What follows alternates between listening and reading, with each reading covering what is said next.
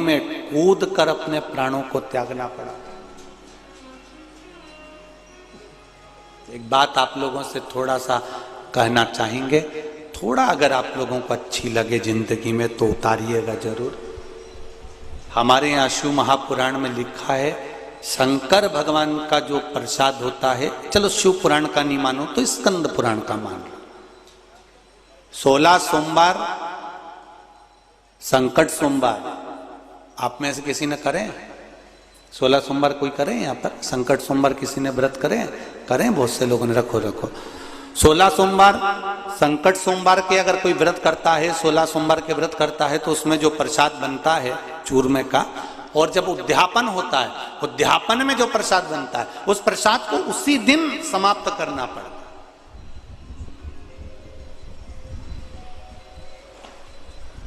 उसी दिन रात भर शिव का प्रसाद नहीं रखा था।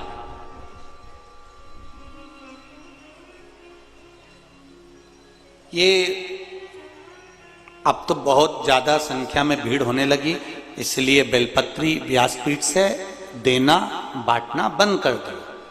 नहीं तो पहले सा शिव महापुराण के अनुसार 6 दिन तक व्यासपीठ पर शिव पोथी पर जो बेलपत्र चढ़ती है वो बेलपत्र औषधि का कार्य करती।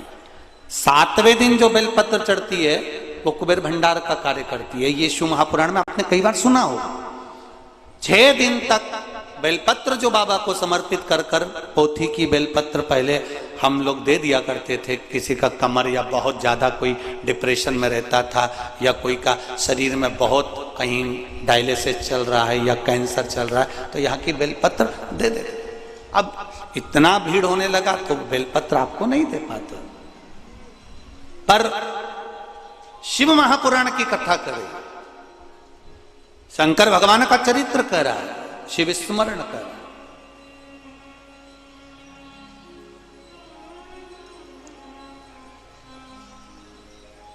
कि मात्र बेलपत्र का दर्शन ही, शिव प्रसाद का मात्र स्पर्श ही हमको सुख देता है।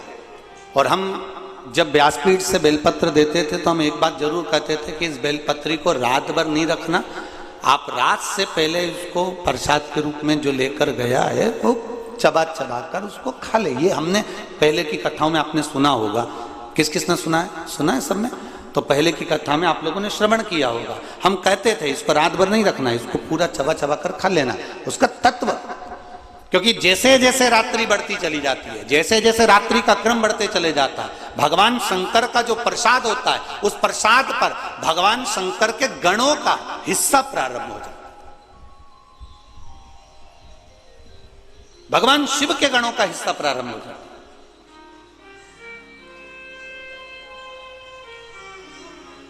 मध्य रात्रि के पहले पहले तक आप भगवान शंकर की जो बेलपत्र है, भगवान शिव का जो आप लोग, कई माताएं, किसी के शरीर में कपड़ दर्द है, किसी के घुटने में दर्द है, किसी के कमर में दर्द है, वो शिव मंदिर जाती है, जल चढ़ाती है, एक बेलपत्र बाबा की उठाकर वहां खा लेती है, लेकर आती है। बहुत अच्छा काम है। उसको लाकर आपने रख दिया, रखा है, पड़ा हुआ है, थोड़े दिन तक रखा रहा।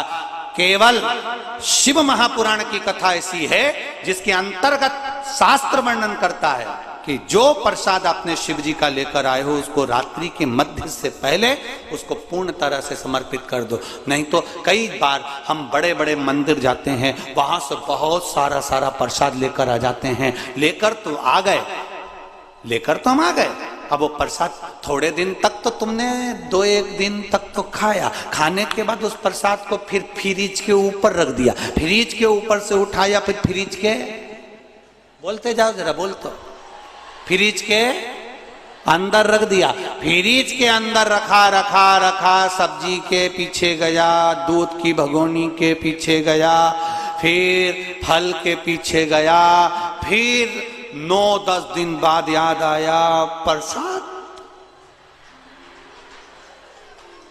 9-10 दिन बाद आया प्रसाद। अब प्रसाद को हिड़कर खाने लगे तो उसमें घी की गंध आने लगी, तो तुमने सोचा अब ये गड़बड़ हो गई। अब किसको दिया? बर्तन वाली गाय नहीं, तुम इतनी जल्दी गाय को दे दोगी? हो गया कल्याण। बर्तन वाली को, सफाई वाली को। सुन, मैं वहां गई थी ना, वहां से बहुत सारा प्रसाद ले आई थी, रखा है तो ले जाना, सबको दे देना। आज के जमाने की बर्तन वाली, तुम जितना वीआईपी नहीं खाओ उससे दुगना ही वीआईपी वो खाए। तुम्हारा ये घी की गंधा ये खाए। अरे रेंदोरी बड़ोदरा वाली हो, रेंदो तुम मेरी बहन हो, तुम तो रेंदो। गजब। तुमने दिया बर्तन वाली को, बर्तन वाली ने परसा लेकर गई। रास्ते में जाते जाते उसने देखा, ला खा लो, भूख लग रही थी, 2-4 जगह बर्तन मांजना थे, तो उसने लिया मुंह में। ये भाभी तो बहुत गजब करी, काय का प्रसाद दिया। वो चलती चलती उसने कहीं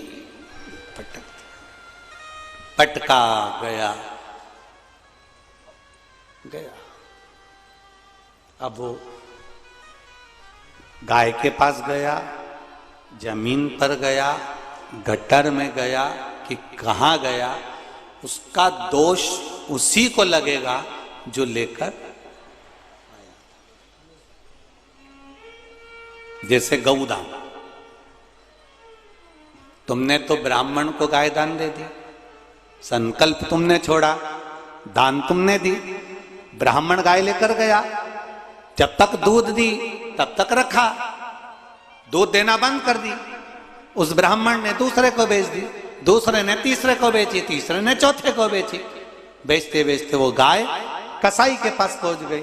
गाय जब कटी, दोष इनको नहीं लगा, दोष उसको लगा जिसने हाथ में जल, चावल, पुष्प, सुपारी लेकर, एक सिक्का लेकर जिसने संकल्प छोड़ा।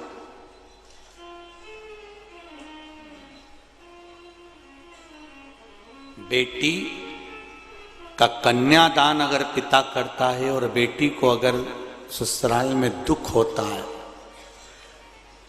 जितने लोग रिसेप्शन में आए हैं दुख उनको नहीं होगा। बोलो रीजी जी, होगा? सबने गुलाब जामुन खाई और बेटी को दुख आया तो सब छाती तान के खड़े हो कि बेटी को दुख कैसे आ गया? कोई नहीं बोलेगा, सब मुंडा बंद करके बैठ जाएंगे, सब खा पी के गए।